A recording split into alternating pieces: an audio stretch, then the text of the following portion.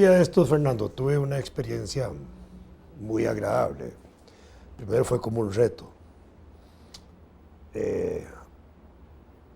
La nieta mía de 5 años, Elena, me provocó para que yo fuera a su escuelita, un kinder, un prematernal, práctica paso a los abuelos, a leerles un cuento.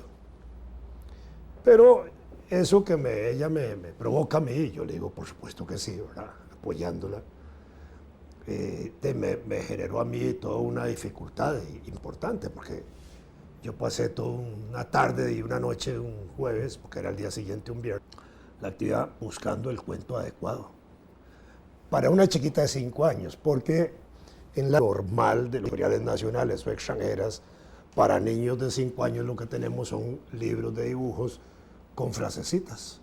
Sí, eso es. Con frasecitas, no un cuento.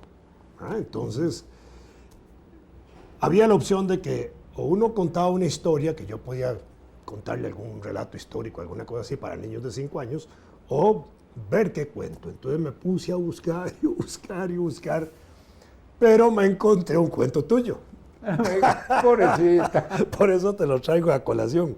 Pero un cuento que es relativamente largo para niños de 5 años, que se llama El ratón insatisfecho. Ah, ¿Te acuerdas de ese cuento? Sí, sí. Que es muy simpático, porque para nuestros oyentes y videntes es un ratoncito que está protestando de su condición de ratón y quiere ser elefante.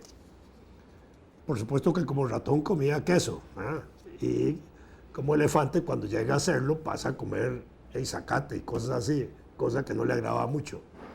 Pero además protestaba de su condición de pequeñillo ante el resto de los animales, hasta que el santo se les aparece, ahí se le aparece un ángel para que él termina convenciéndolo para que lo convierta en elefante, y el otro termina siendo elefante grande, se agrega una manada, se somete al jefe de la manada y aburrido en la manada oye el cuento de los cazadores de elefantes que se llevan los elefantes a los circos y supuestamente donde viven bien los elefantes, bien alimentados y todo eso, y la parte final del cuento, que es muy triste, que es que el elefante, el ratón ya grandote, ¿verdad?, de pronto ve un ratoncito y se muere del susto porque los ratones asustaban a los... Esa es más o menos la esencia. Y además tenía un trasfondo de libertad, porque hay una discusión de los elefantes de cuando él se quiere ir al circo, de por qué irse a meter a una jaula cuando pueden disfrutar de la libertad, y un valor importante en esto. Entonces, yo le di vuelta al cuento tamaño rato, y al final terminé por irles a leer ese cuento, que es un cuento largo para niños de 5 años, pero hice un glosario de todos los animales que aparecen ahí, ¿verdad?, que es una decena o docena de animalitos que aparecen ahí, y por supuesto conceptos que también había que preguntarle a los niños si los manejaban: selva, bosque, cueva, etcétera, ¿verdad?, para ver si ellos tenían acceso a la lectura que yo les iba a hacer. Cuando yo me presento al aula, y ahí me presentan ahí como el abuelito de Elena, por supuesto, y yo les digo además que voy a leerles un cuento de un autor que se llama Fernando Durán Ayanegui, que es amigo mío, cosa que impresionó mucho a 2 niños, ¿verdad?, que yo fuera amigo del autor del cuento. Bueno. Porque esa cosa seguro quién sabe qué les parecía de la luna, o quién sabe qué aspecto, ¿verdad? Pero la experiencia bonita de esto es que los carajillos, ¿verdad?, los abuelitas, me soportaron 1:20 sin moverse en un medio círculo así, donde al principio había una maestra, después llegó otra, llegó una tercera y todavía llegó la madre de una de las niñas que estaba ahí, ¿verdad?, y estaban todas ahí oyendo aquello, y las maestras asombradas de que los chiquitos pudieran aguantarse una narración de tanto tiempo. Pero el secreto, y eso es lo que yo vengo a contar hoy, por si alguna experiencia sirve transmitirla en ese sentido para quienes nos oyen, algún padre o abuelo que de pronto cae en esa provocación del nieto o del hijo, es que yo hice el cuento totalmente dialogado. Primero entré preguntándoles a los chiquitos si sabían que era una serpiente, un elefante, en fin, toda la lista de animales que vos mencionás en el cuento, si sabían que era un circo, si sabían que era el bosque, si sabían que era la selva. Y en eso los niños tenían el conocimiento suficiente como para darme cuenta de que iban a entender bien el cuento. Entonces yo empecé leyéndolo y al mismo tiempo poniéndolos a interactuar. Y fue simpaticísimo eso, porque cuando llegamos al punto de los cazadores, uno de los chiquitos de pronto sacó bazucas, ¿verdad?, para matar, ¿verdad? Otro sacó dardos envenenados, otro sacó vacunas envenenadas, una cosa rarísima, un concepto, ¿verdad? Pero en fin, manejaban armas de todo tipo, niños de 5 años, que a mí me sorprendió en el uso con que las manejaban, y yo decía, bueno, esto solo puede ser objeto de juegos o de un panorama familiar bélico donde estaban muy relacionados con armas. Pero fue una experiencia muy interesante si uno dialoga y pone a trabajar a los chiquitos. De pronto los chiquitos pueden aguantarse un cuento largo, ¿verdad? O relativamente largo para niños, si se les participa, si forman parte del cuento, si se les mete en el cuento, si ellos se les considera amigos de los animales, amigos del bosque, si se les pregunta sobre lo que comen los animales, de las frutas del bosque, etc. Y al final se hace una actividad, pero verdaderamente hermosa. Y no te digo que al final habían 3 maestras y una madre de familia. Y una chiquita, mi nieta, me dijo que no le había gustado el libro porque no tenía dibujos. El libro Toda la historia le gustó mucho, pero el libro no, claro, porque ella está acostumbrada a los libros grandotes de un dibujo con una frase, ¿verdad? Pero en la historia le había gustado mucho, pero le faltaba el dibujo al libro, me dijo. Sí, no, claro, eso es una crítica a ese trabajo. Me alegra mucho que haya sido así, porque... No, llevaba 3 cuentos tuyos, es el de la mariposa y otro, pero digamos, ese fue el que al final tomé.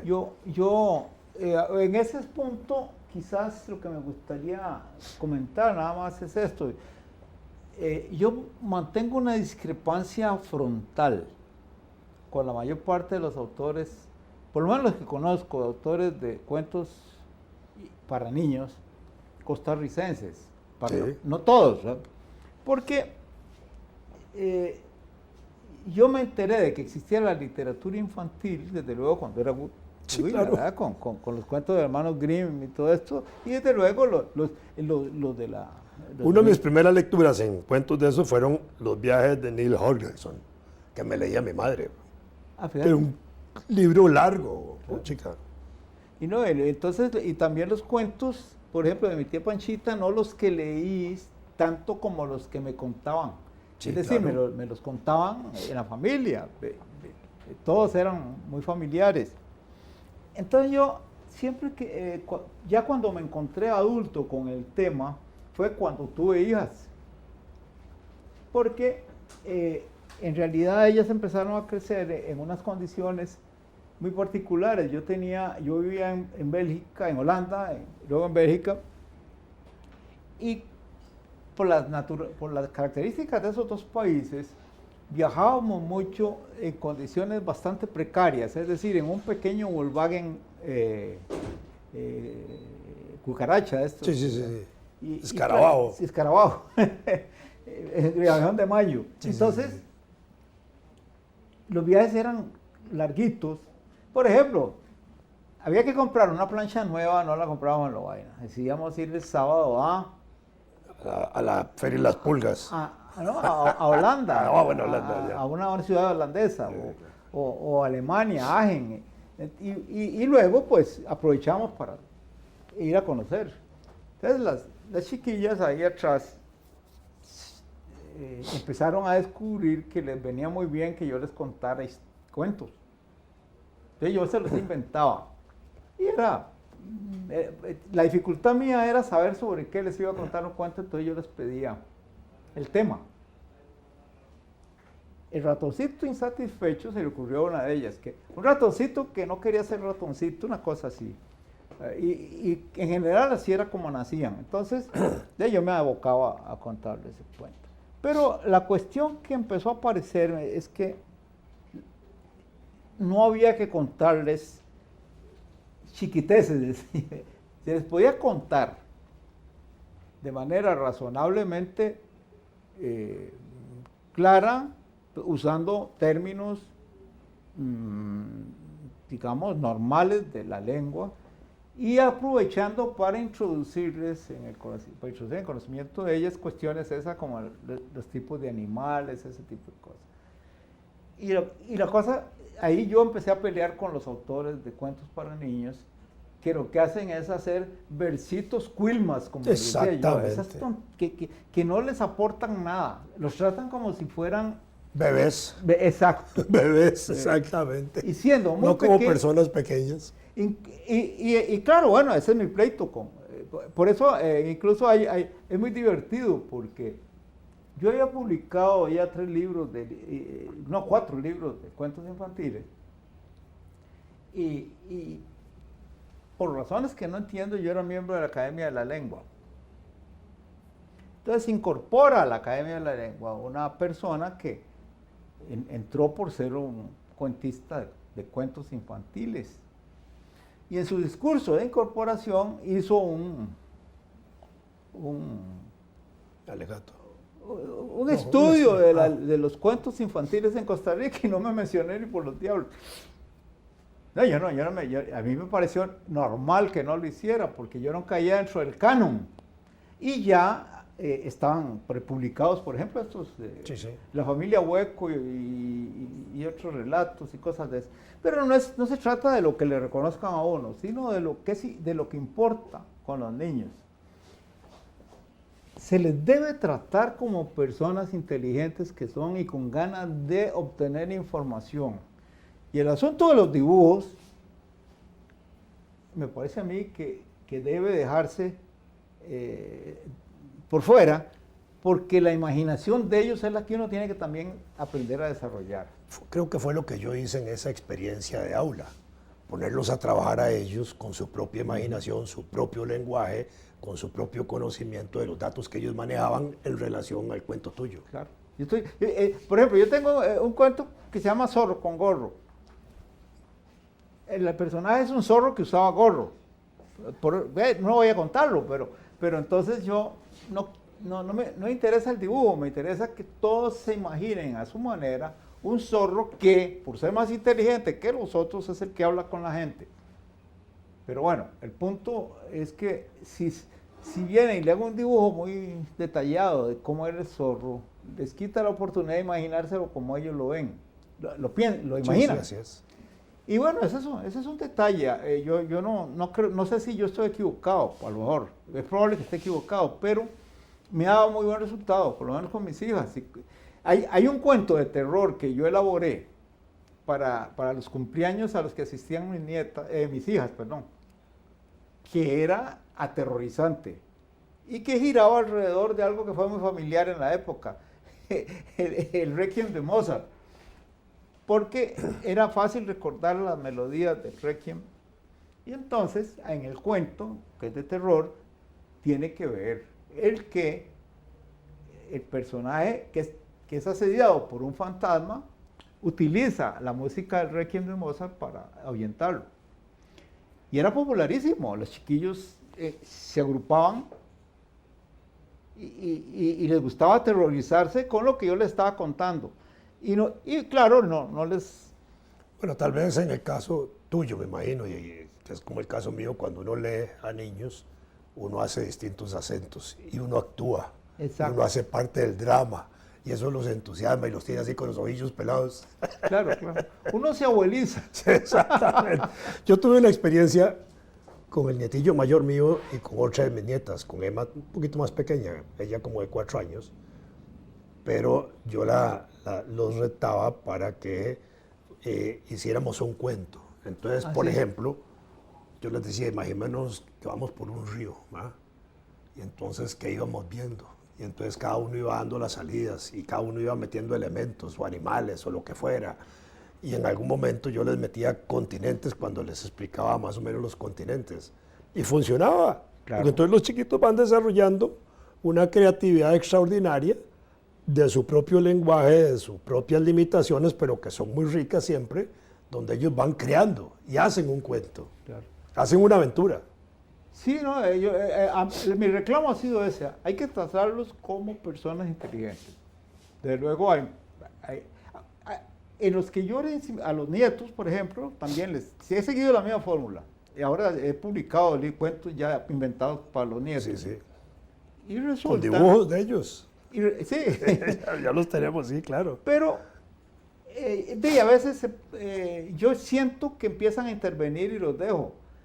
Y claro, hay casos en que la cosa se vuelve traumática porque, por ejemplo, había un cuento en el que el personaje se llamaba Yo no sé.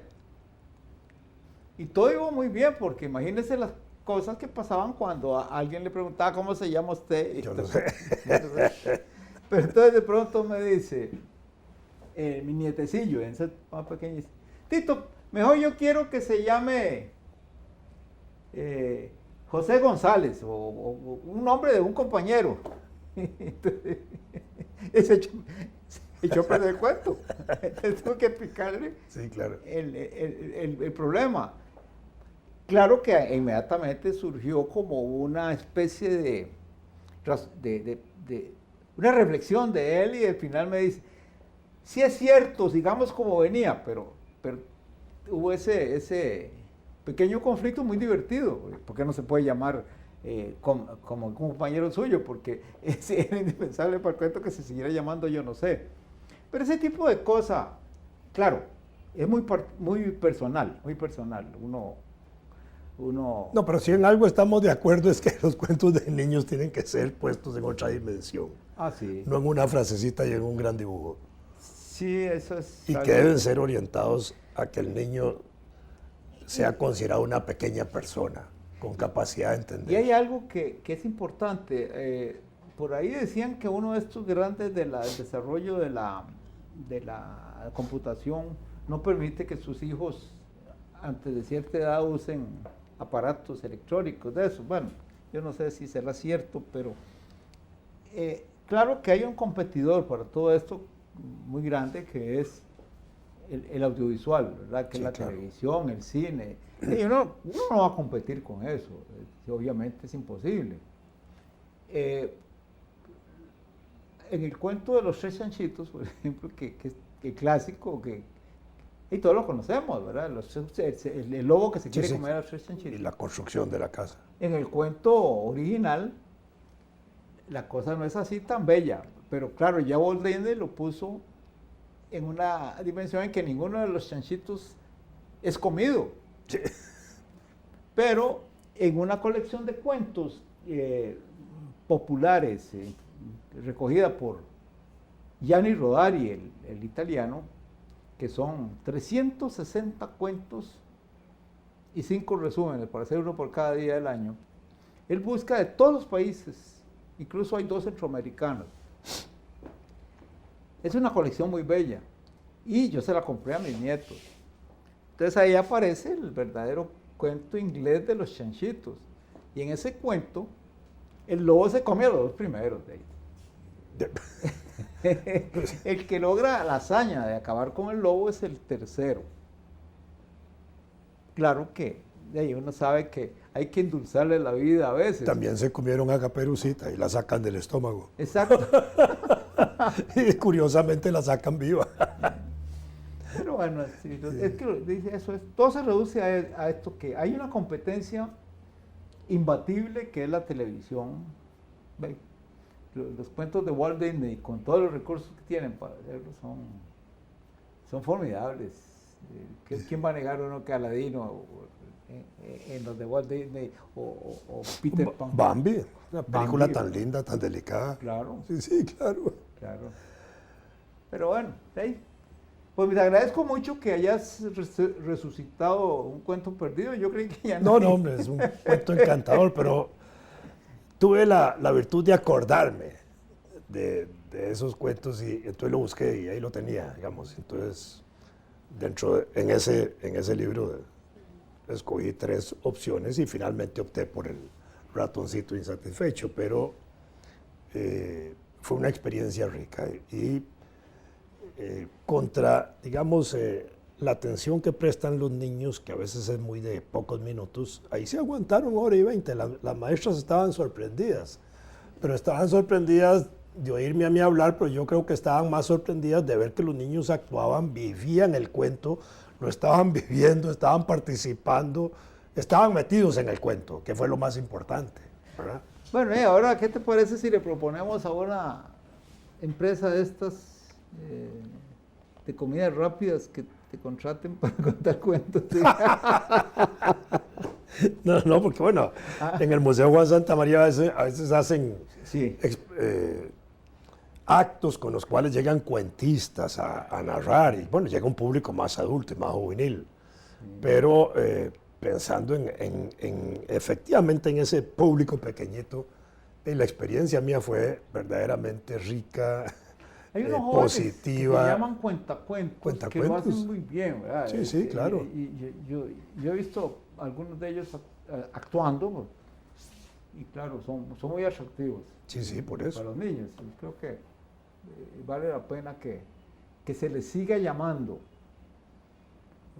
Y que las escuelas promuevan la Claro. traída de ese tipo de personas, porque yo creo que es una manera de entusiasmar a los niños en la lectura y de llevarlos de la mano a la lectura, que es el más importante. Así es. Sí. Dicen los muchachos que hay que aterrizar.